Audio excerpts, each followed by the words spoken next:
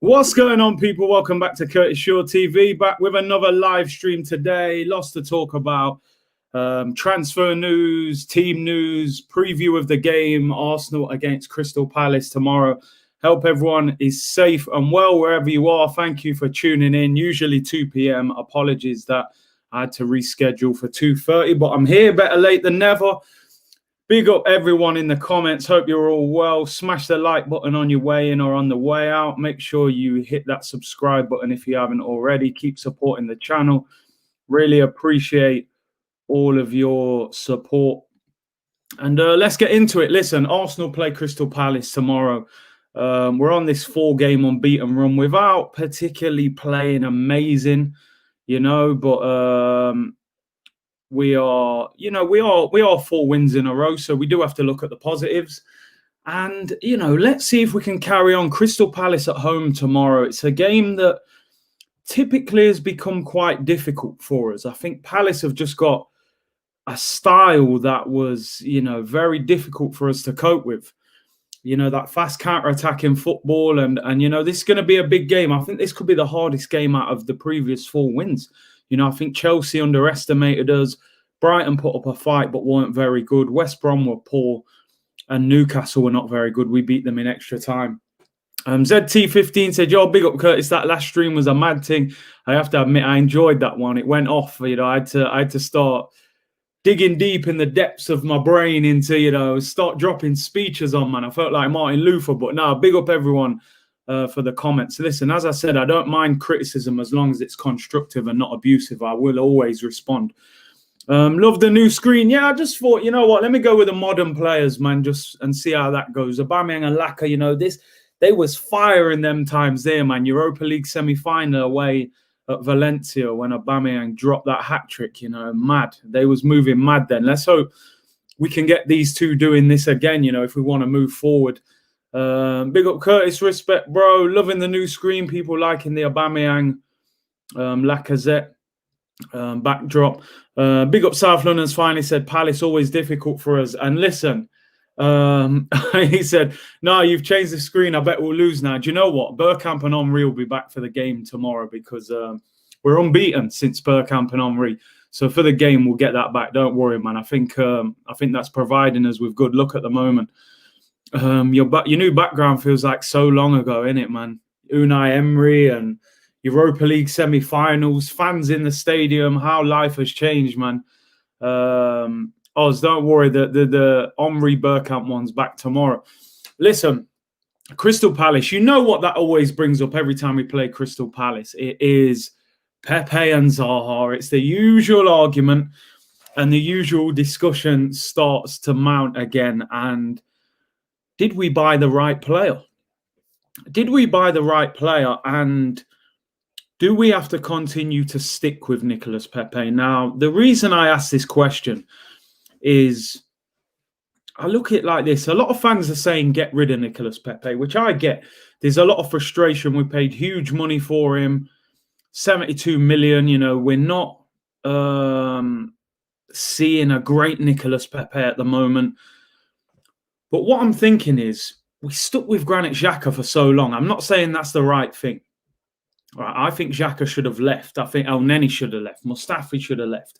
All these players should have left. But what I'm saying, we gave these players a long, long time at the club to try and figure out how good they were, what was the best role. Do you feel completely secure in yourself that we've given Nicolas Pepe the best opportunity to succeed here? That's what I want to know, Some people say, I don't want Zaha. Pepe's better. He's younger. He's left-footed. He offers us something different. Or do some people think, do you know what?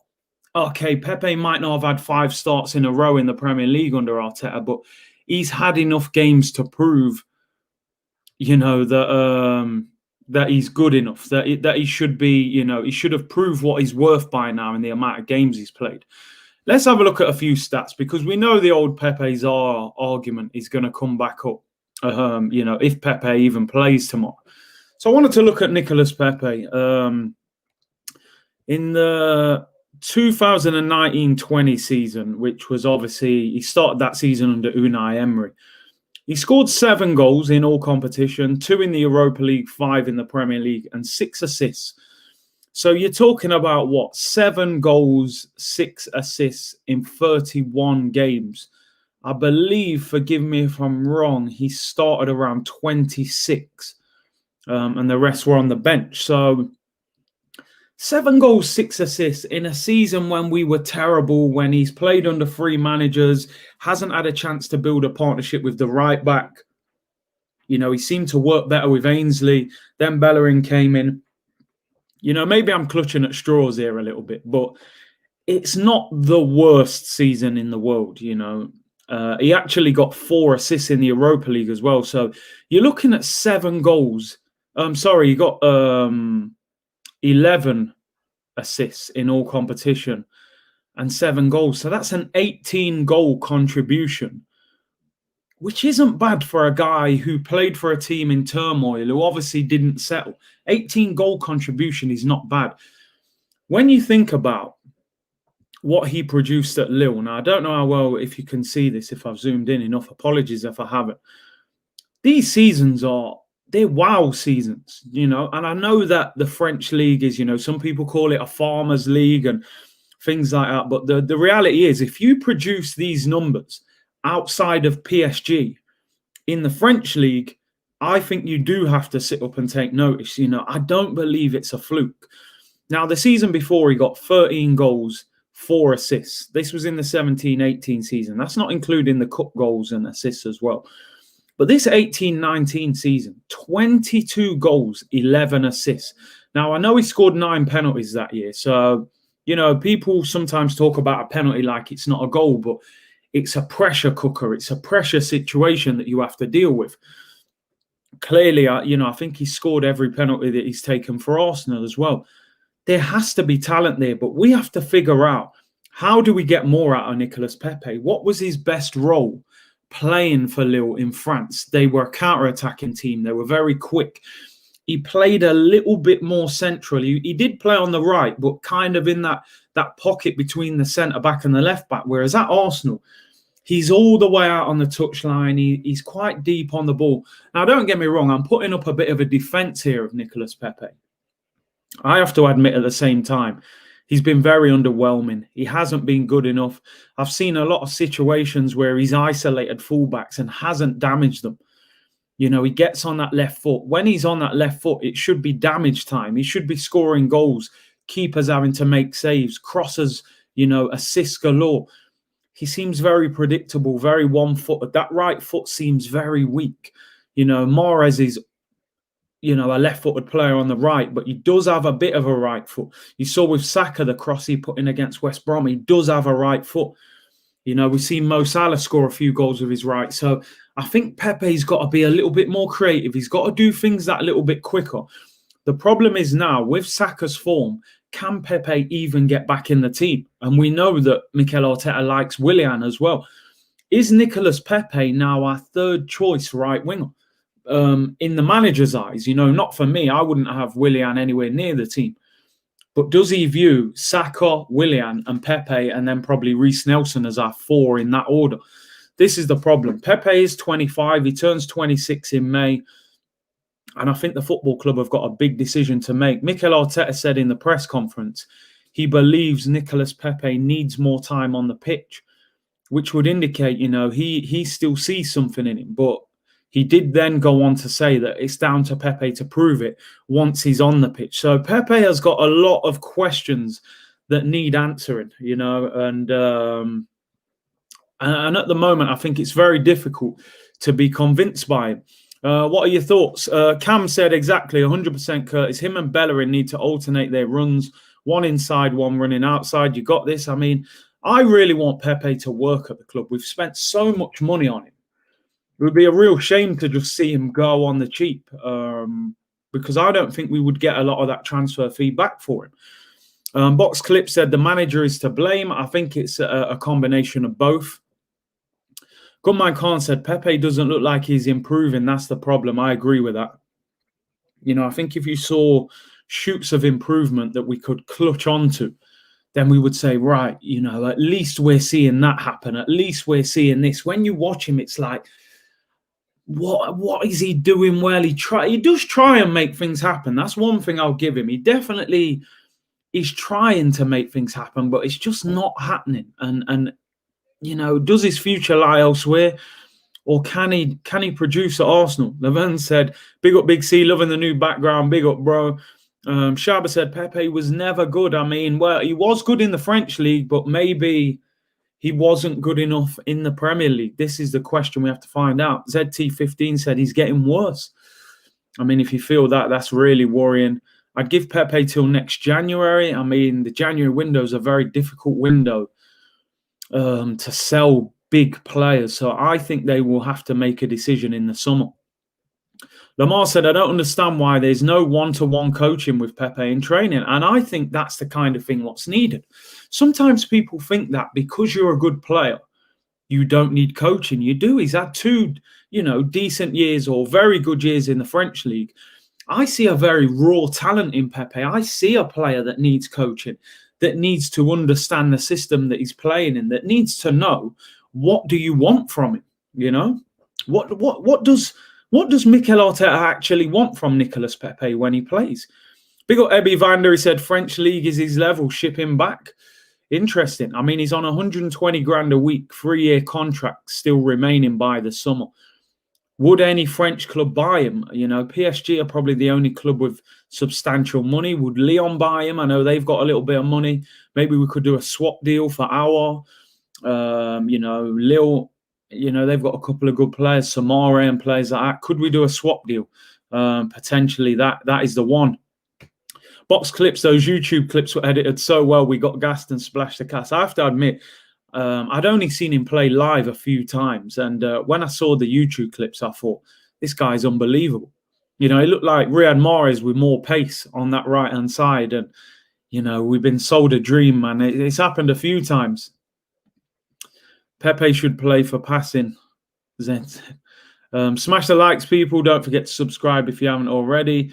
Pepe needs some one-to-one cone sessions with the cone whisperer. Yeah, the cone man. Get the cones out and coach him, man. Jeez, Very raw talent. Chris says Lamar got it right. He's raw, a late bloomer.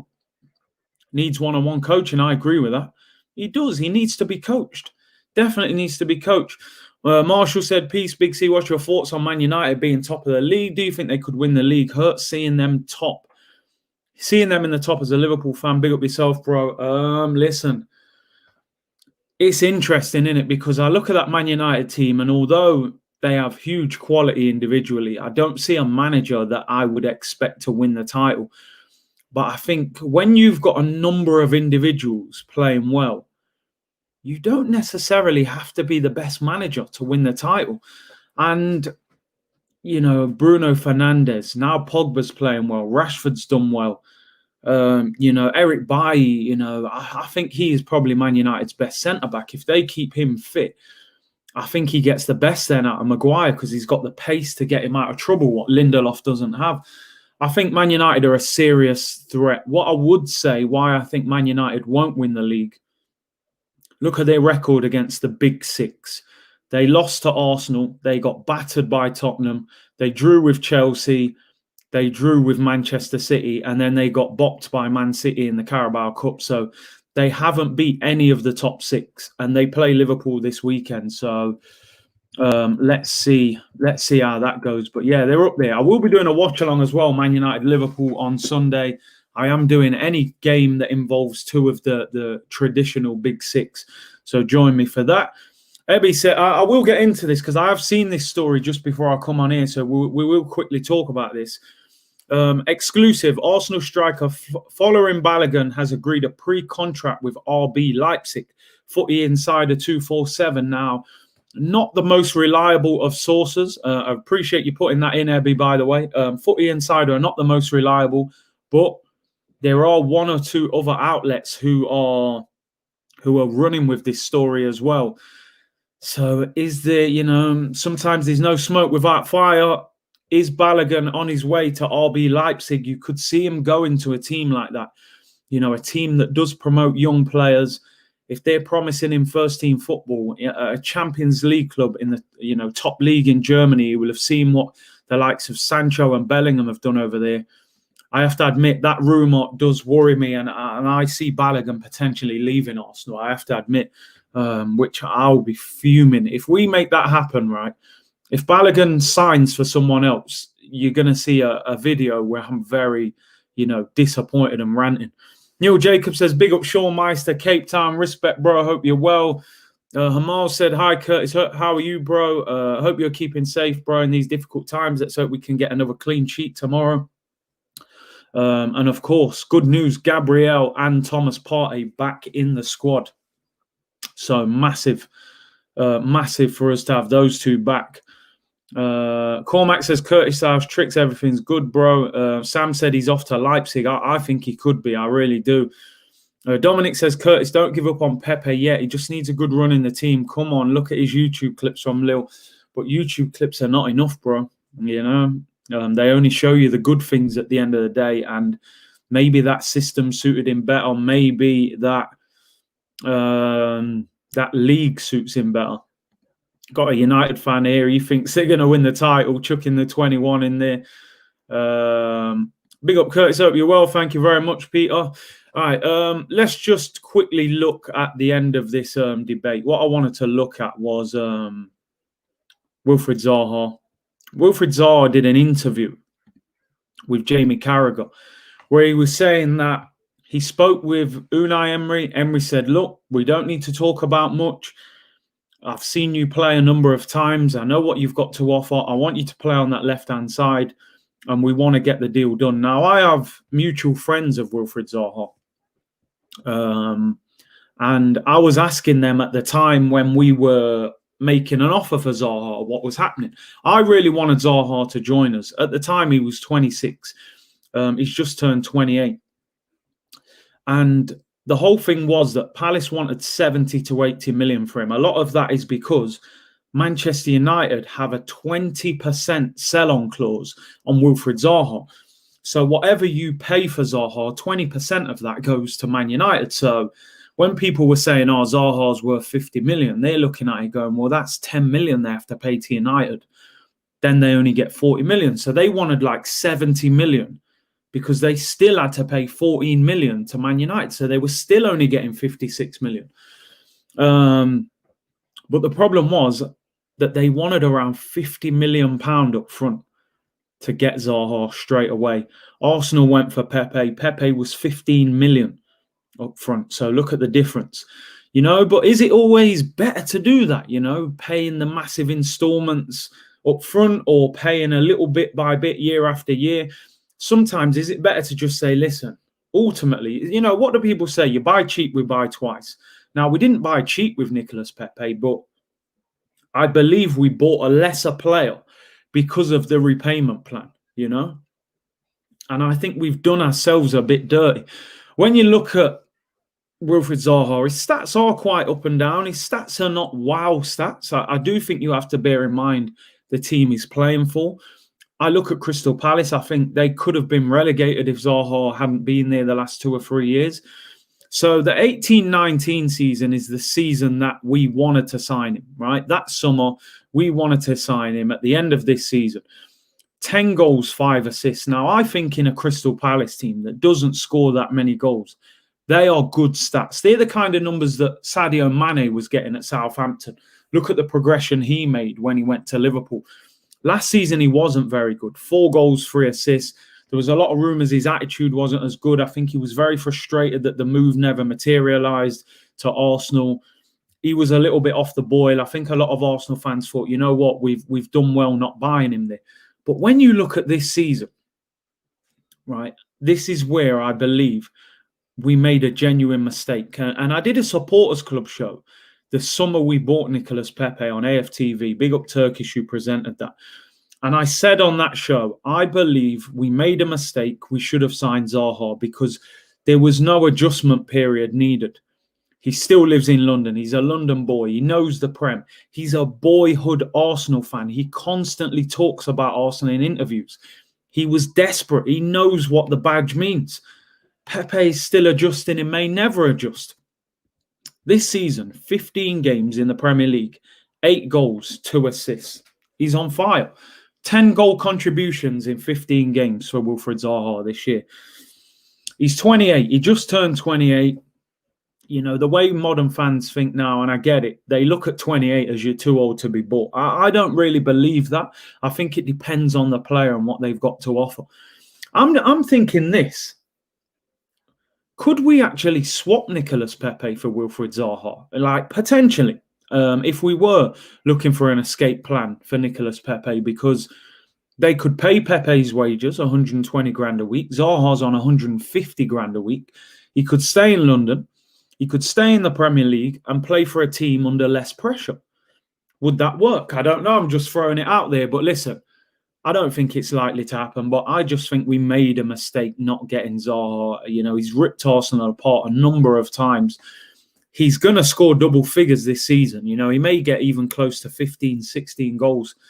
You know, maybe 5, 6 assists, 20 goal contribution in a Crystal Palace team where you're playing on the wing. I think is exceptional. So, listen, I think we messed up not getting Zaha, and we're going to have to keep an eye on him tomorrow if, you know, to have any hope of winning the game. You know, he's a very difficult player to get hold of. I remember a year or so ago, Callum Chambers was at right back, and I was sitting in the Emirates, and this guy, I was in the North Bank, and the guy sitting next to me was going, "That bloody Zaha, he's a show pony, mate. All the tricks, never does anything." I said, you better be careful saying that, bro, because you know, he only needs one moment. And he got one-on-one with Callum Chambers in the penalty area, gave him 2 step-overs, went past him, Chambers brought him down, penalty, and I said, look, that's the problem with him. He only needs one moment. And the thing why I've always rated Zaha so highly is he doesn't always get mad stats. You know, you don't look at him and say, rah, 20 goals, you know, he might get you 10 goals. But he's so dangerous that he draws 1 or 2 players to him all the time, because you can't leave him one-on-one. You know, you can't leave him one-on-one because he's so dangerous in one-on-one situations. But listen, I think that boat sailed. I don't think Arsenal would sign Zaha now, to be honest. I've heard his price has dropped considerably now, and he could be available for 40 or 50 million. But look, I don't think it would happen. I remember Mikel Arteta spoke glowingly about Wilfried Zaha a few times. I actually believe at one stage that Manchester City were looking at him. I think just before they signed Mahrez, they were considering Zaha, because I know Zaha had ripped Man City apart a few times as well. But listen, that one's out of there. Arsenal, we have to make sure we deal with Zaha tomorrow. And listen, I always believe if you can cut off Zaha, that's half the job done against Crystal Palace. Of course, they've got Eze now as well, who looks like a real top player. Eze actually was at Arsenal as a youngster. Big up Curtis. I think Zaha in and Pepe out. Great shout, but I don't trust the board to do anything. Weak mentality, regressing.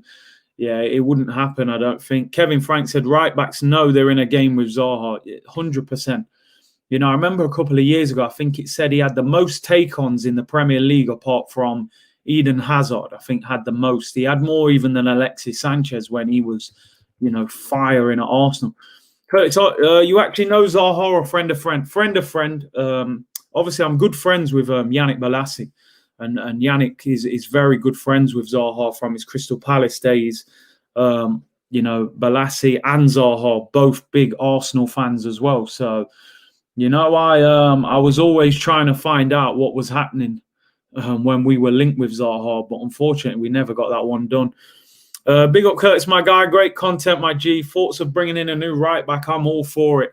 I'm all for it. I would like to see Hector Bellerin replaced. I would have no problem with Bellerin being sold in the summer and potentially going for. I like Pereira at Leicester. I like Max Aarons as well. I think there are right backs out there who who are better defensively than Bellerin. And attack-wise, to be honest, his crossing's not great. I preferred Balassi when they were both at Palace. You know what? Yannick had a time when he was on form more than Zaha. Let's put it that way.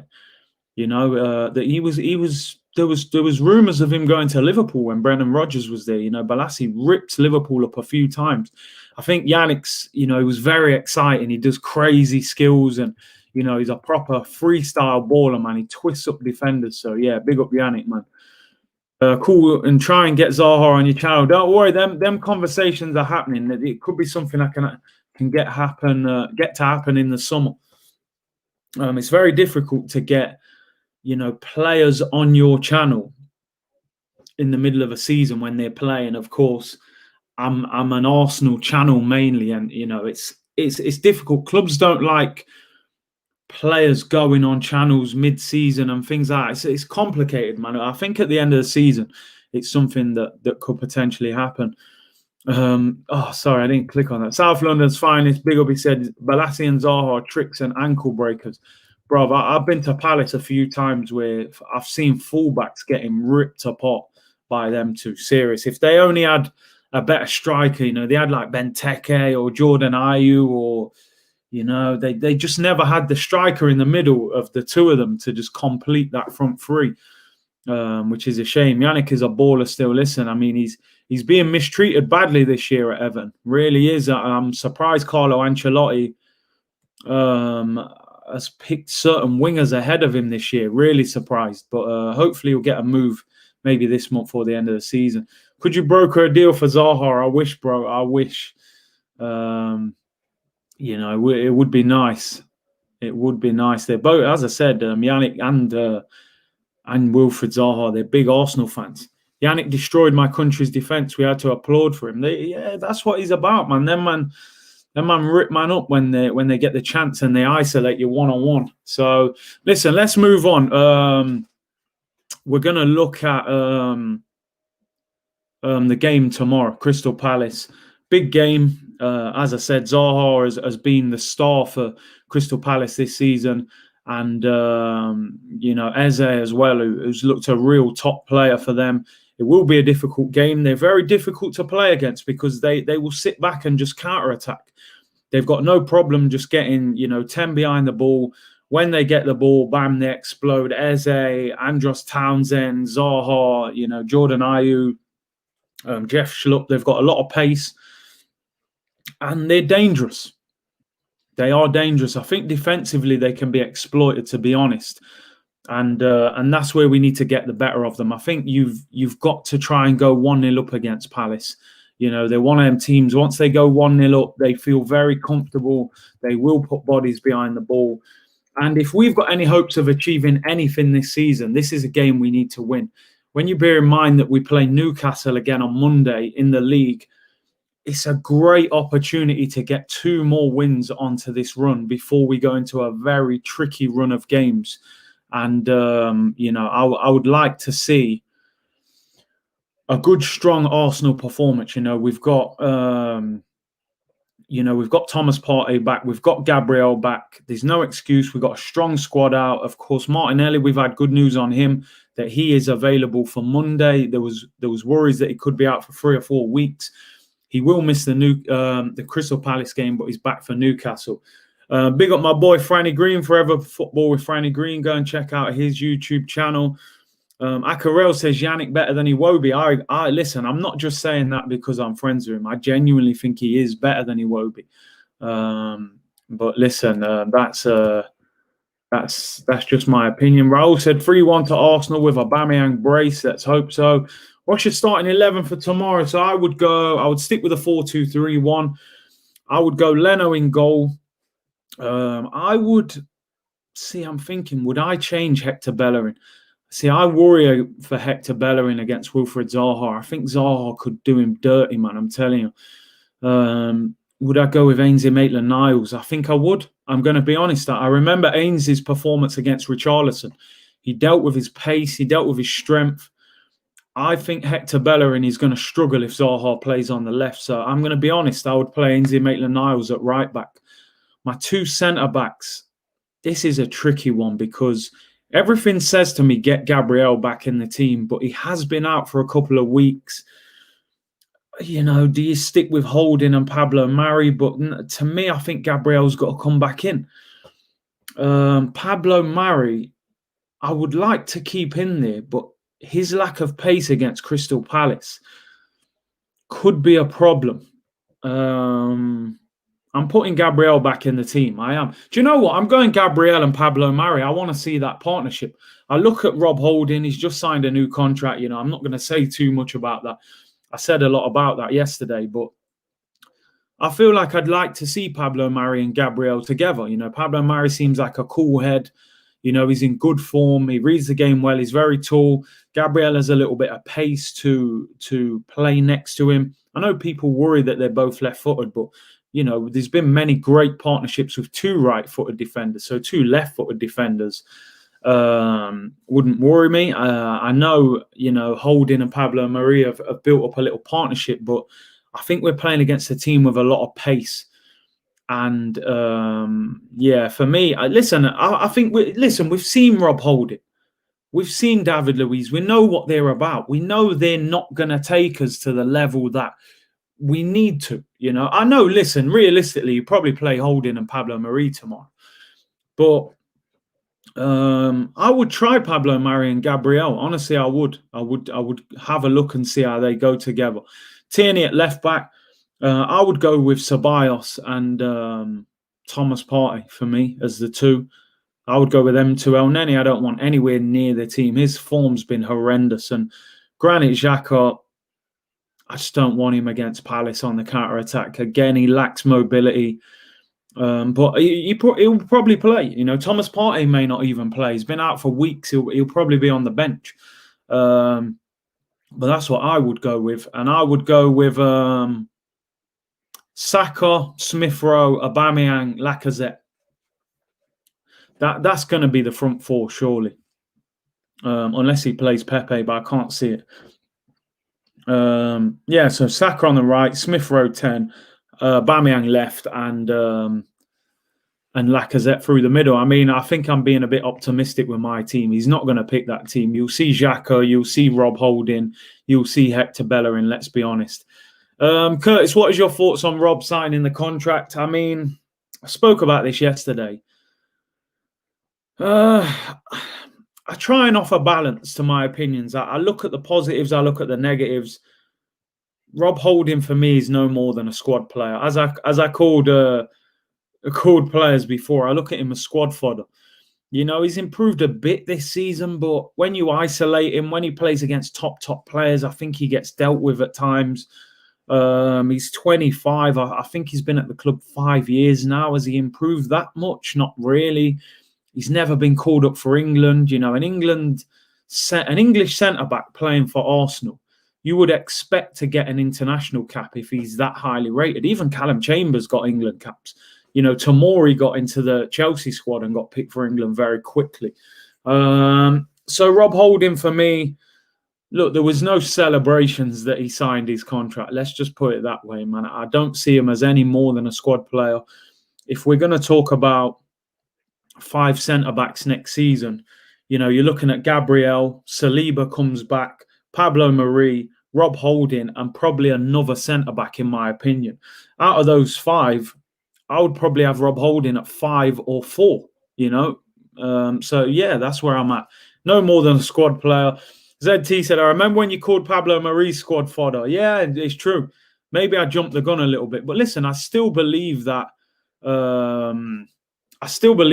Pablo Mari has got more to prove before we can kind of say how good he is. I want to see him against Sergio Aguero. I want to see him against, Heung-min Son. I want to see him against Rashford, That's when I'll really make the judgment, In the Chelsea game, he gave away a penalty, which is a mistake. He's done well in the other games. So I'm not putting Pablo Mari on no pedestal yet. But yeah, he looks maybe better than squad fodder, as I called him.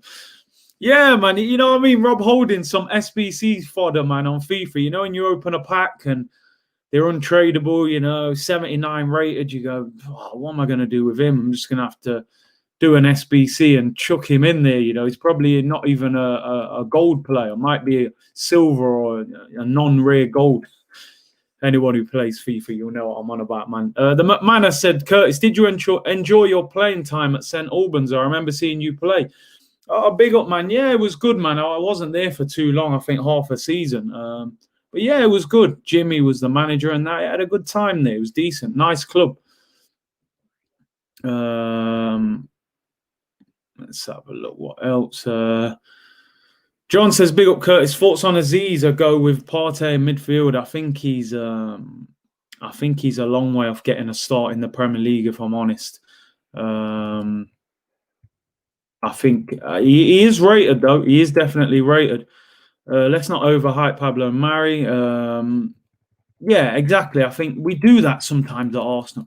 You have a few good games and they start saying you're amazing when, in all fairness, we haven't seen enough yet to make that judgment. Big up Noam in the chat.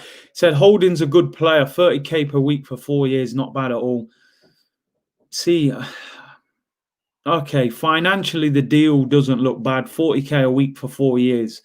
Yeah, that's fine. When you say Rob Holding's a good player, what are we judging it off?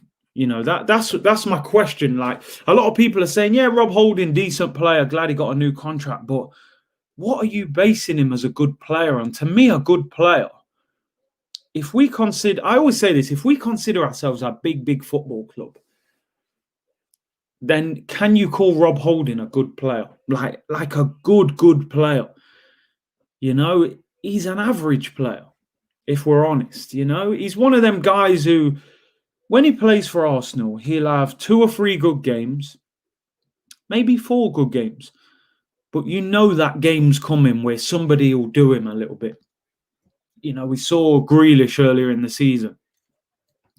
He ripped him apart. Even Ross Barkley was ripping him apart in that game. Is Rob Holding a good player? I wouldn't say he is a good player, if I'm being totally honest. I think he's an average player. I think he's very lucky that he's English, because I think if he wasn't English,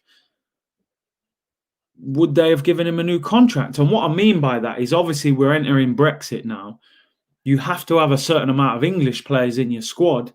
He was going to get moved on in the summer. Let's not forget, 6 months ago, we were selling him to Newcastle. They were going to keep Callum Chambers. Callum Chambers obviously had that long-term injury, and the roles kind of got reversed. Now Callum Chambers will probably get sold in the summer. So I hear your point. But I just think he's one of them players that he's got a good attitude. He probably trains well. He's very committed to the cause. And, when you act like that, sometimes you can seem to have a long-term career at Arsenal when you have that good attitude, that good, club mentality. I don't view Holding as any kind of good or top or very solid player. He's an average player. He's been at the club, I think, 5 years. And, I think he's lucky to get that new contract, if I'm totally honest.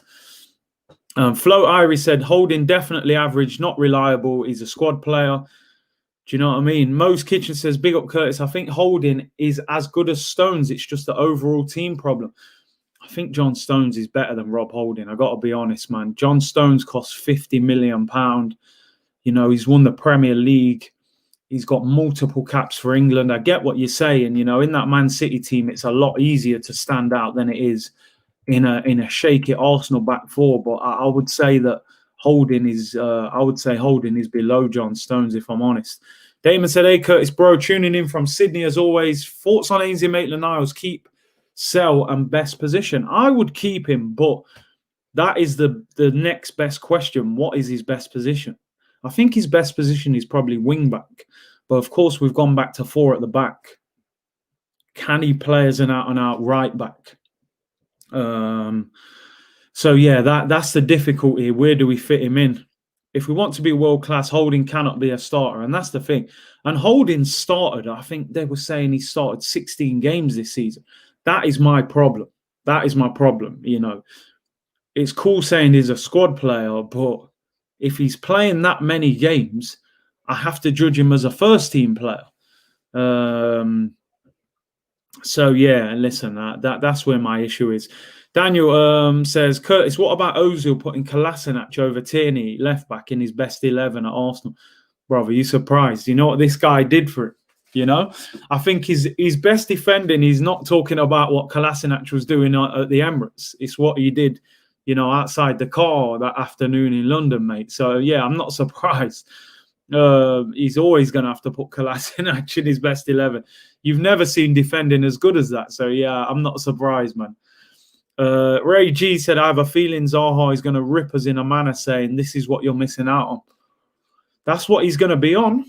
He's going to be on that. A week ago, he's doing an interview talking about, and you know what? He actually kind of fired shots at Pepe in that interview, because he was sort of saying, I don't know why clubs like Arsenal, sign players from abroad sometimes when they have the option of signing someone in the league and they know what they're about already. So he's sort of saying, bro, how come you're buying Pepe when I'm out here ripping up the Premier League? But yeah, they're going to have to keep hold of him. He's going to be motivated. Security guard Kolasinac, man. Come on, man. You know what it is already. You know why he loves Kolasinac. Smash the like button, people. Let's see if we can hit 500 likes. Subscribe to the channel if you haven't already. Let's talk about our top striker, Pierre-Emerick Aubameyang. Let's stick by him, people. Let's get him back to where he needs to get to. He was talking in an interview with Sky Sports. He's talking about his lack of form this season. He's looked very down. Aubameyang has revealed how his goal drought has made it harder for him to captain the side. The 31-year-old describes himself as quiet, cool and calm leader in the dressing room. Despite his personal setbacks on the pitch, he has always tried to maintain positive vibes. He said, it's very hard to manage both, but you have to try and be as positive as you can. I always try and give my best, not only on the pitch, but also in the dressing room. Sometimes it's hard and maybe you are not in the right mood, but you have to find a way to change it and give positive vibes to the guys. This is what leadership is about, Pierre. This is what you have to do. Young players are looking at you for advice and for leadership. Even if you're not playing well, you've got to try and lead that team somehow. So I thought it was interesting. I think the full interview will be on Sky Sports before the game tomorrow. Delighted that Aubameyang scored in the last game, and I just want him to score again. I want him to build on that form. I always said when Aubameyang was struggling, we have to find a way to get him back on form. You can't just turn your back on him and start saying he's rubbish. You don't just fall that quickly.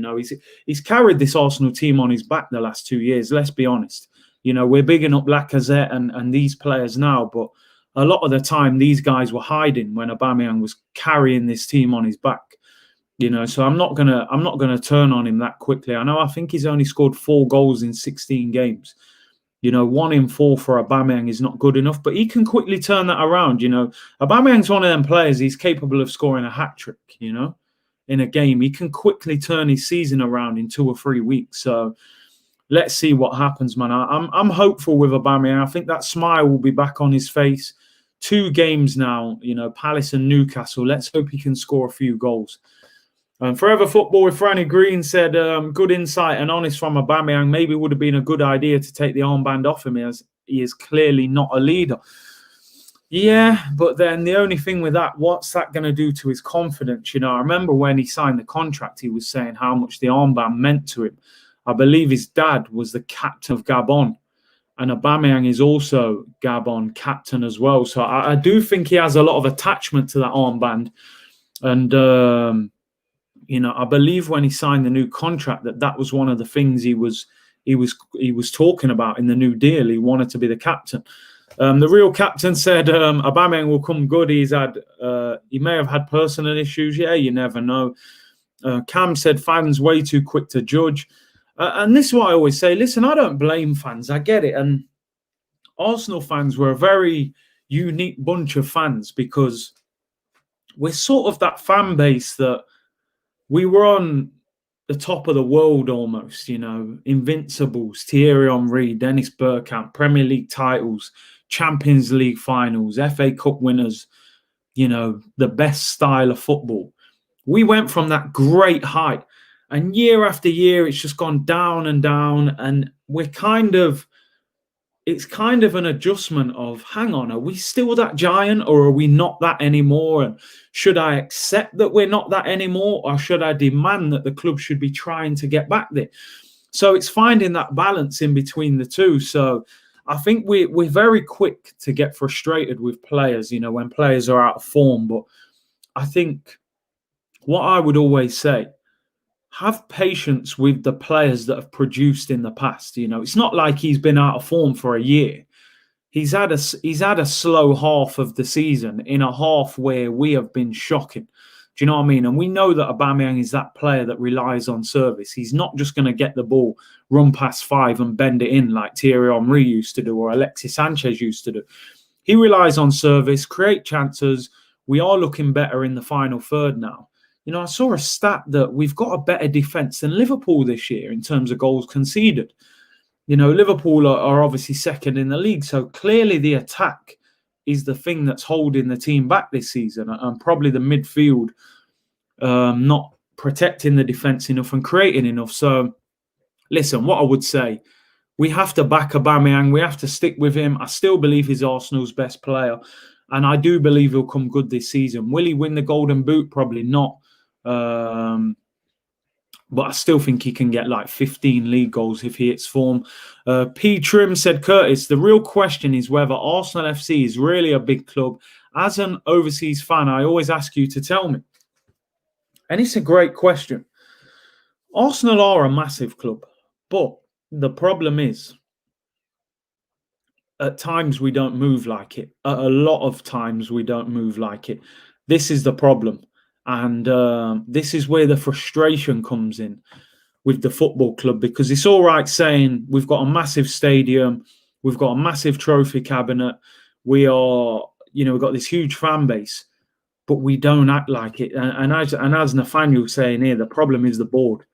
You can be a massive club, but if you've got a small-minded board, it doesn't mean anything. Manchester City are not as big a club as Arsenal. Chelsea are not as big a club as Arsenal.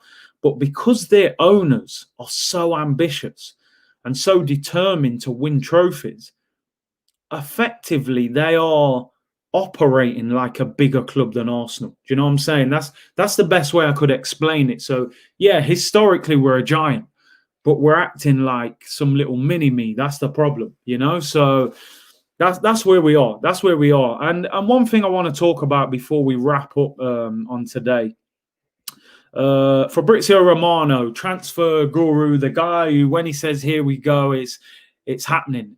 He was on AFTV last night. Big up Robbie for the interview with Fabrizio. And he was asked by Robbie on Emi Buendia, a player that we've been heavily linked with. We're all kind of trying to figure out,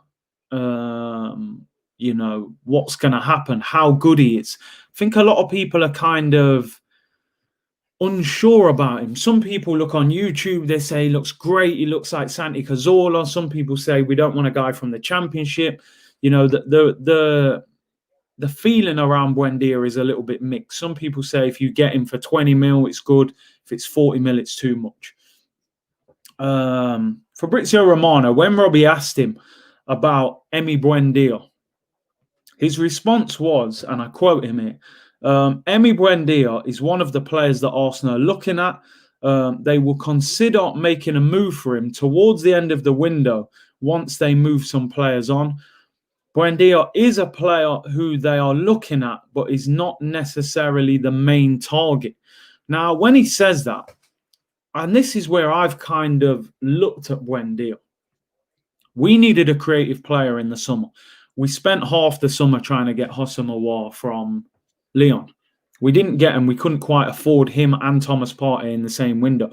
Now, my thing is always, if you rated Buendia so highly in the summer, why did you not sign him then? Clearly, they weren't sure about him, And I think, has 6 months in the Championship convinced Arsenal to go and buy him? I'm not sure. So I get the impression that Arsenal are not totally convinced by Buendia. The fact he only scored 1 goal last season, he did create a lot of chances. I think he was 3rd or 4th highest in chances created in the Premier League. But I get the impression Arsenal aren't fully convinced by Buendia. That's my general feeling, and that's kind of what Fabrizio Romano was alluding to. He did go on to say in that interview that he doesn't see Julian Brandt. I see you've said it, Divya. I'd rather have Brandt. He did say that he doesn't expect Brandt to leave Dortmund. He said Axel Witsel is injured now and could be out for the whole season. Therefore, he does not see Dortmund letting Brandt go. He said they have no intention of letting a midfielder leave in January now that Axel Witsel is injured. And apparently Brandt wants to stay at Dortmund as well and fight for his place. So Julian Brandt could be out the window. He was talking about Isco, saying how he felt Isco would be a good signing.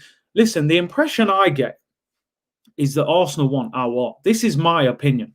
I think Arsenal want Houssem Aouar, and I think they know they can't get him in January, because Lyon are top of the French league. I think they want to go back and try and get that deal done in the summer. And I think they're looking at Buendia and players like that and saying, well, we like Buendia, but, 25, 30 million for a player that you're not sure about, then we probably can't go and sign, Auba, because we've spent 30 million plus wages and agent fees on Buendia.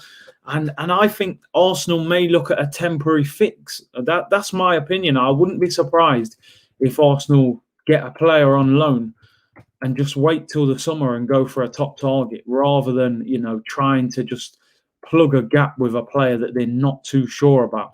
I have to admit, with Buendia, I'm gonna keep it 100. I'm not totally convinced by him. I think there's talent there. I think he could come to Arsenal and blow up. It's possible, but he could come there and just, I don't know. I'm not fully convinced by him. Let me just put it that way.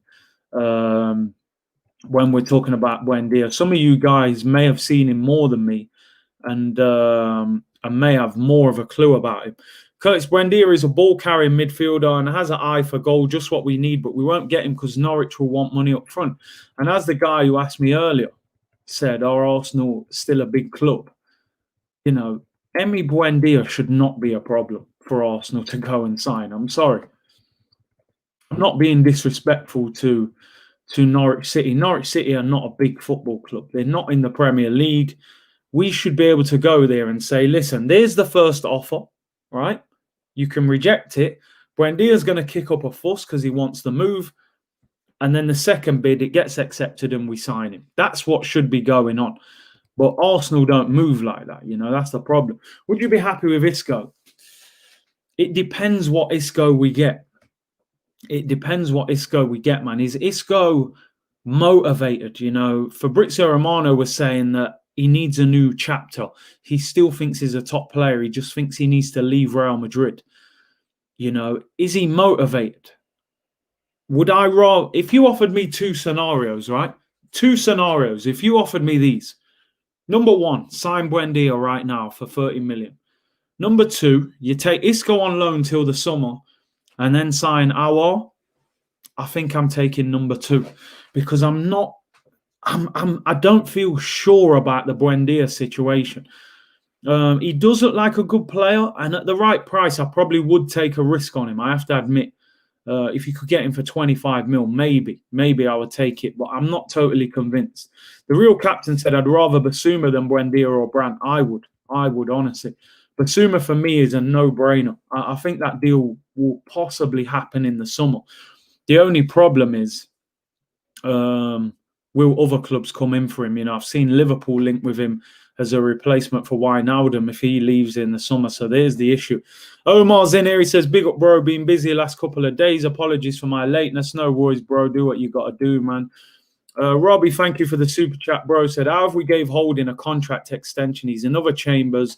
Another example of our ambition. Play 2 good games and get a new contract. That's where we're at, man. We're the loyalty club, man. Like Nando's. Man used to go Nando's and get the loyalty. What's that little piece of card? And if they sign it 7 times, you get like a free meal or whatever. That's what Arsenal are, man. They must give players loyalty cards. If you have 5 good games, we stamp it after 5 games, you get a new contract. It's mad. It's mad how we move with a sympathy club, man. Big up School Fuggery in the house. Make sure people go and subscribe to his channel. Legendary channel, man. This guy's going places, I'm telling you. He says, bro, can you remember the energy after Pepe's debut v Burnley and cussing Zaha? How times have changed, man. It's true. It is true. A lot of you listen. I have to admit, I saw that performance against Burnley, and I thought, yo, we got a superstar, and then it just went downhill. You know, that same Burnley game, Danny Ceballos looked like the new, you know, Santi Cazorla, and look how that's worked out.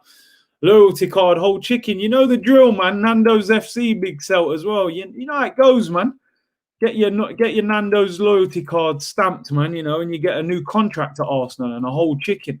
That's how we're moving. Rob Holding qualified. He got 5 stamps and got the new contract. El Nenny's probably got 3 stamps on there as well. 2 more good games. They'll give him a new deal. We're a loyalty club, man. We move too emotionally attached to these footballers, man. It's mad. Just get them out the door, man. Rob Holding had 2.5 years left on the deal. There was no need to give him a 4-year deal. 4-year deal with a 1-year option. So we could potentially have him till he's, 30 years of age? I think we signed him at 20. 10 years of Rob Holding. Nah, man, that don't sound too good to me. Man's going to get a testimonial at Arsenal. Rob Holding. I don't know, man. The standards have dropped. And as I said yesterday, maybe we have to lower our own expectations to stop the frustration. I don't know. Thank you for the super chat. Aya said, spot on, Curtis. Arsenal want to loan this window. I like you and Turkish because you both use logic, not emotions, when analysing Arsenal situations. Thank you very much for the super chat, man. When you get too emotional about Arsenal, they will just make you angry. They will spoil your weekend. You know, don't try. I try and emotionally attach myself from Arsenal now. You know, when the games are here, it's hard not to. You know, I'm always going to be like, yo, it's match day. The emotions are high. But afterwards, I try and switch off because Arsenal can genuinely ruin your weekend. You know, they genuinely can if you're too emotional. South London's finest said, not totally convinced. What worries me is if we had top scouts and technical directors who had a great track record, would we be this skeptical on it? Because we don't have that. You're right. You know, they're clearly not sure about Buendia and they're scratching around. Who do we go for? And, you know, yeah, Christian, as you said, you know, apparently we've contacted Julian Draxler's agent, you know, Stephen Nzonzi. You know, I said this yesterday, like, Mikel Arteta must have, you know, found a drawer with Arsene Wenger's paperwork in it and pulled out, you know, a list of targets, you know, wiped off all the dust. What's this? 2013 Arsenal. Who did he want in 2013? You know, Stephen Nzonzi, you know, Julian Draxler, Gonzalo Higuain and Yanam Villa, you know, Karim Benzema, that man we used to get linked with every summer. He's gone, yeah, let me see what Julian Draxler's up to. Yeah, he's out of contract in the summer. You can have him on a free. Oh, yeah, that's all right. You know, and Zonzi's about to get released by Roma. He could be a free as well. Like, it's mad. We're being linked with crazy players. Isco or Eriksen? I would take a punt on Isco, I have to admit. Just because of the level he was at. You know, he was at a higher level than Eriksen. Eriksen had a bad year at Tottenham. A lot of Tottenham fans said he down tools. He's gone to Italy, and after 1 year, they're desperate to sell him. You know? Out of the two, I would take Isco on loan. What's the worst that can happen, man? He's still got that talent. You're only taking him on loan just to help. You're not going to play him every week. I get what you're saying, Cam. Ideally, you want something better. But what I'm saying, would you rather do nothing in this window? If I said to you now as Arsenal fans, we don't sign any creative player in this window. We just stick it out with Smith Rowe all season. Or if I said to you, Isco on loan for 6 months, and let's just see what level we can get him back to, I would take that chance. I would take that chance because for me, James Rodriguez has been a good signing at Everton. And James Rodriguez, when he was at Real Madrid with Isco, Isco was far higher rated than James. He's also a year younger. Do you know what I'm saying? So I would take a chance on Isco. If this was a year ago and we were being linked with James Rodriguez, I guarantee you a lot of Arsenal fans would have said, no, don't want him. He hadn't done nothing at Madrid for years. He wouldn't suit the Prem. He's not good enough. James Rodriguez has done well this season when he's been fit. So, listen, I would rather sign Isco than sign no one. I wouldn't take a chance on Smith Rowe being our only creativity all season. You saw it against Newcastle the other day. You know, I'm sitting there, everyone's in the comments, get Smith Rowe on. We can't be that reliant on a young player. He's going to have games where he doesn't perform. He's got a little bit of an injury record as well, Smith Rowe. So, you know, I would take a punt. I would honestly rather bring in someone on loan who could potentially become a top player for 6 months or for 3 months and help us in the Europa League and that. And then in the summer, go and get a top target. Then buy Buendia if the club don't feel sure about him, which you can clearly see they're not. Isco is about brain. Yo, that guy's clever, man. That guy's an intelligent footballer. I don't think we'll get anyone, Curtis. Our priority is ditching the deadwood. I think we'll sign one, maybe two in this window. That's my opinion. I think at the end of the window, you may see us grab somebody, and I think we'll look at a goalkeeper as well as backup. We're being linked with Tom Heaton today, actually. Tom Heaton, 34 years of age. I think he's an England international. He's at Aston Villa. How ironic that we sell our number 2 to Aston Villa, Emi Martinez, who takes out Tom Heaton. Tom Heaton becomes, I think he's their 3rd choice goalkeeper now. I think Jed Steer is their number 2. And now we're looking to sign their 3rd choice goalkeeper. But listen, Tom Heaton is better than Runarsson. I would actually take him. Isco is a luxury signing on name only, more glamorous version of Denis Suarez. I think he's a lot better than him. Honestly, I think if you get him fit, get the ball to him, get movement around him, I still think you could get something out of Isco. I don't think he would come here and rip the Premier League apart.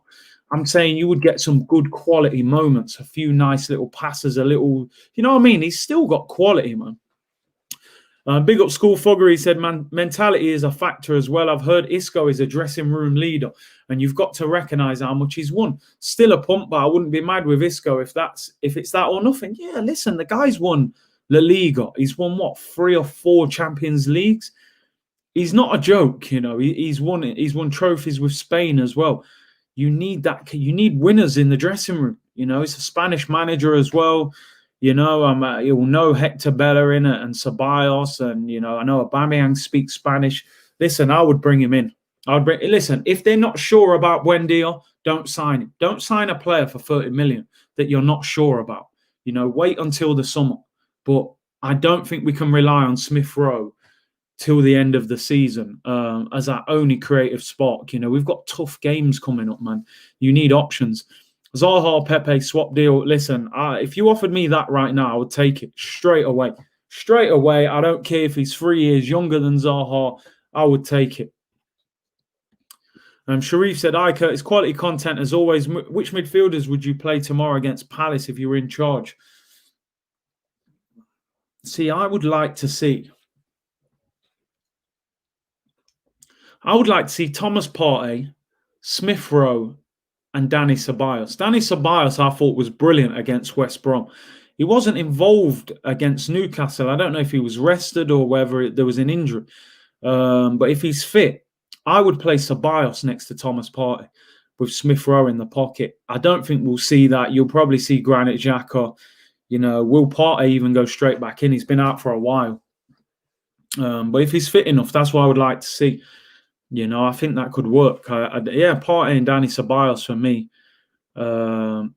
Pepe is the biggest flop. Let's be real. I mean, listen, how long can we stick with him? That's the thing. What will be your reaction if Balogun goes to Germany? I'll be fuming. I will be fuming because to let him go on a free and to refuse to sell Eddie Nketiah to West Ham is absolutely ludicrous, in my opinion. Like, that is an insane decision. This is where the self-sustaining model fails at this football club, because what you're supposed to do is, when you've got an opportunity to sell players that you think, I haven't got the most use for that player, you cash in. If we could get 20 million now for Eddie Nketiah off West Ham, why would you not sell him? Give Balogun a new contract and promote him. You know, these rumours that he wants 100k a week, I don't think he does. I think that's a lie. You know, apparently I heard he's on like 6 or 7 grand a week. I don't think a guy on 6 grand a week can say, yeah, I want 100 grand. I just don't see how we could ask for that kind of money. So yeah, I don't think that's true. But listen, I think we're going to lose him. I actually do. I think we're going to lose him. Very Scouse Mike said Draxler, Costa, and Nzonzi. May as well get your boy Davids out of retirement. Yeah, I mean, I don't think we'll sign Diego Costa. I don't think we'll sign Nzonzi. I have to admit that Julian Draxler link worries me a little bit because I feel like there could be something in that, and I don't know why. I hope that's not true. People saying no to Isco. To me, Julian Draxler, that's 10 times worse because they're talking about permanent deal and 3-year contract. So Rich Head said Aubameyang's 31, Lacazette almost down to the last year of his contract, Balogun off to Leipzig, and Nketiah is going to be our main striker for the next 3 or 4 years. I'm going to cry if that ended up happening. Right, if Balogun left, Lacazette left, and Aubameyang was on the left and Eddie Nketiah was playing through the middle, I would have to take a break from Arsenal. There's no way I could consistently stream Arsenal games with Eddie Nketiah up front. You got an opportunity to sell him for 20 mil. I would have snapped West Ham's hands off for that deal. That's the problem. Garda said Balogun wants to stay but wants regular first-team football. Arteta won't promise him that. Yeah, that's the problem. That is the problem because his stepson Eddie, man, get it right. It's Eddie Arteta. He loves him. He's got 2 kids at this club, man. Hector Bellerin and Eddie Nketiah. He loves them too, man. I'm convinced that he is Hector Bellerin's dad. And then I reckon when Arteta moved to London and he saw that culture, he met a nice girl, and then he had Eddie Nketiah on the side with his side chick, I reckon they're his 2 kids, man, I'm telling you. I want Isco. What a player. He's so cool at soccer skills. That man's a baller, man. Do you know how much people would learn from Isco? Imagine how much Smith Rowe would learn from Isco, just playing next to a player like that for 6 months, School Fubbery said the bar for selling dead food young players for decent money has been set by Liverpool binning off Brewster. If Balogun goes for free, someone needs sacking because they've done the club out of 20+ million. I agree, because I think Balogun is better than Brewster. I've seen Brewster at Sheffield United. He's been unconvincing, I'm telling you, man. I'm telling you, Bellerin's dad, man. But yeah, I think we're making a massive mistake. And you're right, School Fubbery. How can we talk about money, but we're going to let a young player who's worth, like you said, Brewster went for 20-odd million. Balogun should easily be a 20 million, and you're going to let him walk out the door for free and reject an offer, for Eddie Nketiah. I don't get it. I really don't get it. Didn't you play football? All coaches have favourites. They did. They did all have favourites. But when you're at the top level like that, I don't think you can afford to have favourites because favourites can lose you your job. Mikel Arteta hasn't got time for favouritism because if Mikel Arteta gets sacked, if he got sacked today from Arsenal, how big a football club would Mikel Arteta get as his next job? That's a genuine question. If Arsenal sacked Mikel Arteta, what level would his next job be? It wouldn't be any of the top or the big 6, in the Premier League. That's for certain. Ain't worried about nothing. Said almost 1K in the chat. You, man, are mocking it with the likes. Come on, you, man. Hit the like button. Listen, let's see what we're on. Come on, 250 likes. Let's see if we can double that, people. 1,000 of you in the chat. Can we hit 500 likes before we get out of here? Give me your predictions before we go for the game tomorrow. Obviously, I will be over watch along tomorrow as well. The kickoff tomorrow, I believe, is 8 o'clock. 8 o'clock kickoff, so we'll be live at 7:30 for the game. It's a big game. We have to win. And listen, it's a must-win game. That's easy, courtesy. We'll go to the Premier Cone League. 6,000,007. Thank you for the super chat. Said, in the space of 18 months, we could lose Balogun, Eddie, and Laka all for free, regardless of our views on them. It's terrible and shocking business. It never changes, unfortunately, man. That's the crazy thing. Fluffy Fuel Gaming said, yes, Curtis, big up, bro. South London's fine. He said, Liverpool sold Brewster and Solanke for 40 million. I mean, that is unbelievable. 40 million. Solanke they got on a free. Brewster came through the system. 40 million. Both players are flopped. Anthony says 2-1 to Arsenal. Ali says 3-0. You confident, yeah? 3-1 to Arsenal. Balogun agrees to join Leipzig. I mean, not confirmed, but let's hope it's not true. 3-1 Arsenal, says Sharif. 3-1 Arsenal, says South London's finest. You lot are confident. I hope you're right. I think it's gonna be a tough game. I'm gonna go for 2-1. I always have this little worry with Crystal Palace, man. And you know, Eze, Zaha, Townsend. You know, I think it will be a tough game, and I think they will trouble us on the counter attack. And I'm going to be interested to see what defense he goes with. You know, Gabriel's back. Do you put Gabriel straight back in the team? He's been out for around 2.5 weeks. If he comes back in, who do you drop? Pablo Mari or Rob Holding? Thomas Partey's back. He's been out for, I think they said, 4 weeks. Can he go back in? Is he fit enough? I don't think he will start, if I'm honest. But would you put him back in? Gabriel Martinelli, of course, will miss this game, but he is back for Newcastle. Real Captain said AFTV talk is cheap this week. Yeah, I believe it's out on Friday. Turkish is featuring on that show this week as well, so look out for that. Guna Shez says, keep up the good content, Curtis. In-depth, good analysis. I appreciate that. 867 says 5-0 to Arsenal. Listen, I'll be over the moon if we won that game 5-0. Pepe hat-trick. Oh, I would love that. He needs that kind of game, don't he, to just, you know, boost his season. Curtis, remember I said 5-1. If we win 5-1, I'll owe you a pint. I'll owe you a drink. You know what I mean? Lee Deaton said, I'm worried Curtis Zaha is going to rip us to prove a point. He's going to be on it, that's for certain. Infamous Mob says, bless up, Curtis. Good stream. Thank you very much. Appreciate you all tuning in. Hit that like button on your way out, people. Support the channel. Subscribe if you haven't already. I will be back tomorrow, 7:30 for a watch-along. Arsenal against Crystal Palace. If there's any decent news, if there's enough news, I will do a live stream tomorrow at 2 p.m. as well. I might actually try and get someone on. So look out for that. I'll let you know. Subscribe to the channel if you haven't already. Enjoy the rest of your day, and I'll be back tomorrow. Take care, everyone. Bless.